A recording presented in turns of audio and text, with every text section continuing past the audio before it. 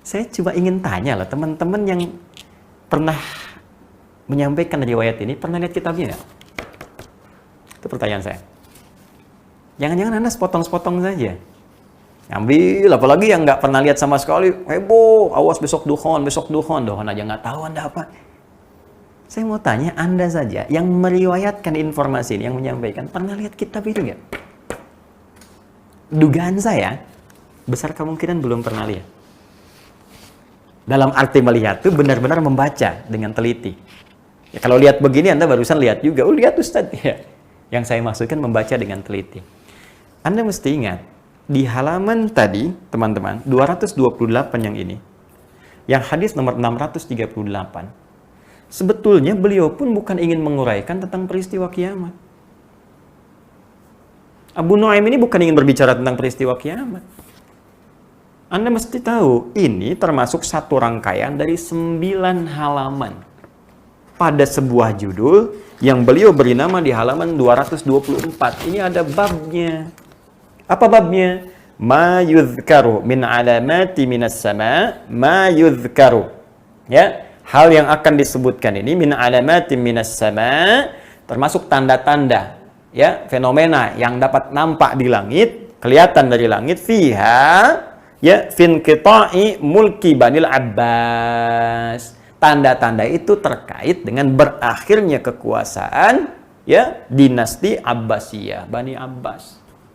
Jadi sebetulnya ini rangkaian, satu informasi dari rangkaian yang sangat banyak yang bercerita tentang berakhirnya kekhalifahan Bani Abbas itu, diantaranya pernah terjadi satu pekikan besar yang terjadi pada bulan Ramadan. Dan kalau Anda baca di sini ada jelas dari yang bagian pertamanya.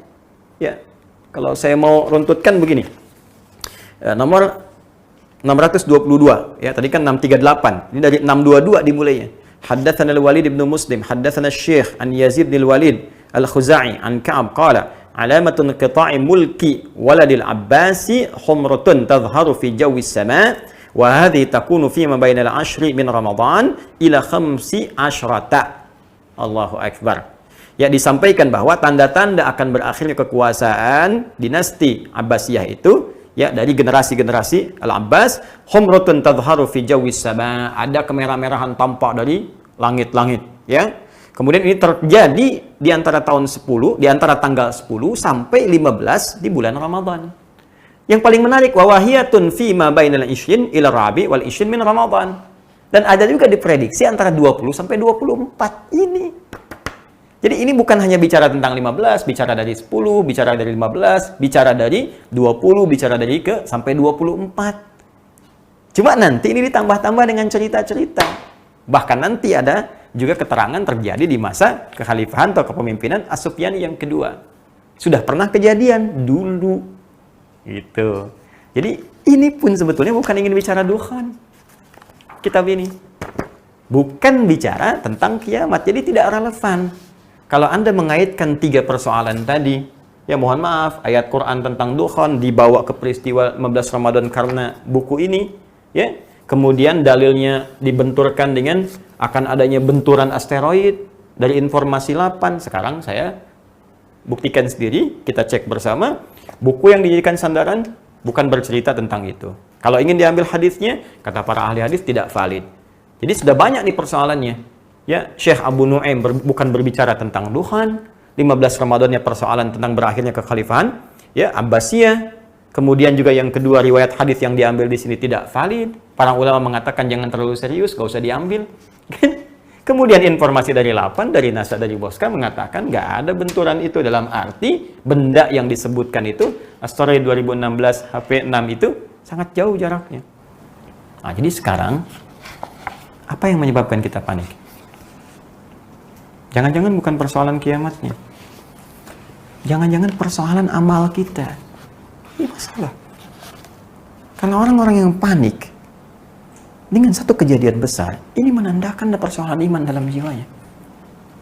Sebab kalau orang merasa amalnya baik, sholatnya baik, cukup dia beramal, dia nggak akan khawatir. Kita sibuk dengan kapan kiamat, takut begini, takut begitu. Allah sudah menjawab kok. Jelas disampaikan di Quran surah 33 Al-Ahzab itu, ayat 63. Ya, yas'alunaka 'anis sa'ah. Qul innama 'ilmuha 'indallah. Ya, wa may yudrika la'alla as-sa'ata takunu qariba. Dari dulu, teman-teman, bukan sekarang aja, dari dulu Allah menyampaikan pada Nabi Muhammad SAW. Mereka banyak bertanya kepadamu tentang kiamat. Kapan kiamat? Kapan gini? Kapan begitu?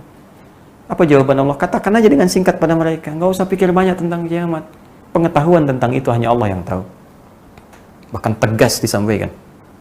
Dalam Quran surah ke-34. Maaf, Quran surah 31. Dalam Quran surah 31 Luqman, ayat 34. Yang 34 ayatnya. Ayat terakhir di surat Luqman. Perhatikan. Innallaha indahu ilmus sa'ah. Hanya milik Allah pengetahuan tentang kapan terjadinya kiamat. Bahkan kalimatnya jelas disebutkan waktu. Ya, di Quran itu banyak. Kiamah, yaumul kiamah. Yaitu ada bahkan surahnya surah ke-75. Ya, la uqsimu biyaumil qiyamah, yaumuddin, yaumul akhir, tapi menunjuk pada waktu spesifik saat. Kalau sekarang saat itu jam. Ada menitnya, ada detiknya. Kata Allah sampai menitnya, detiknya cuman saya yang tahu, kata Allah. Ya, kita hanya diberikan berupa tanda-tanda dari yang kecil sampai dengan yang besar supaya waspada. Dan kiamat yang paling kecil itu adalah kematian kita. Wafat kita itu kiamat sughra. Sekarang kita sibuk bicara tentang yang besar-besar. Apa kita nggak sadar kita akan wafat? Apa belum cukup setiap Allah menandakan tanda-tanda di bulan baik? Demi Allah saya katakan. Demi Allah sekali lagi saya katakan. Setiap tiba bulan baik, entah dari Rajab kah, Sya'ban kah, terutama Ramadan, selalu ada saja orang baik yang wafat. Sesuai dengan ajalnya. Kalau wafat itu sudah ajal. Tapi yang paling menarik, kenapa Allah tampakkan di waktu-waktu yang baik? Ya, kemarin kita saksikan Guru Zuhdi. Ya, Insya Allah, Ramadan. Sebelumnya ada yang di Sya'ban. Sebelumnya ada yang di Rajab. Ya, sederhana. Mungkin kita berprasangka bahwa mereka amal sudah cukup. Dosanya semakin menipis. Ya, bahkan mungkin Allah menghapuskannya. Dan hisabnya ringan di hadapan Allah Subhanahu wa taala. Kita siapa? Kita siapa? Berapa ayat Quran sudah kita hafalkan sebagai bekal menuju Allah? Tahu dari mana salat kita selama ini diterima oleh Allah Subhanahu wa taala? Siapa yang bisa membebaskan diri dari riya ketika beramal dengan harta? Sudah yakin akan diterima. Anda sibuk berbicara tentang kiamat, tapi tak sadar bahwa kita sedang diburu oleh kematian yang boleh jadi lebih cepat datang dibanding apa yang kita pikirkan. Oleh karena itu, saya kira cukup selesai tentang persoalan ini. Dan saya juga menyarankan kepada kita semua, para ustadz, teman-teman, kiai dan sebagainya, ayo kita sama-sama bersinergi dengan baik, menghadirkan materi-materi yang bisa memberikan bekal-bekal positif bagi umat, yang setidaknya bisa meningkatkan keimanan, kedakwaan di hadapan Allah Subhanahu wa taala dengan cara yang benar. Adapun hal-hal semacam ini kita coba jauhi, ya, supaya tidak menghadirkan informasi yang keliru, kepanikan-kepanikan. Kita ingin bahas tidak ada masalah, tapi kita simpulkan dengan cara yang sesuai, cara yang benar, dengan paparan-paparan yang senafas dengan nilai-nilai Al-Quran dan Sunnah Rasulullah SAW. Dan kita hindarkan celaan-celaan. Kita jauhi makian-makian. Ini bukan waktunya, ini bukan ruangnya, ini bukan tempatnya. Yang kita harus lakukan, semua bersinergi untuk beramal soleh dan membangun nilai-nilai kebaikan.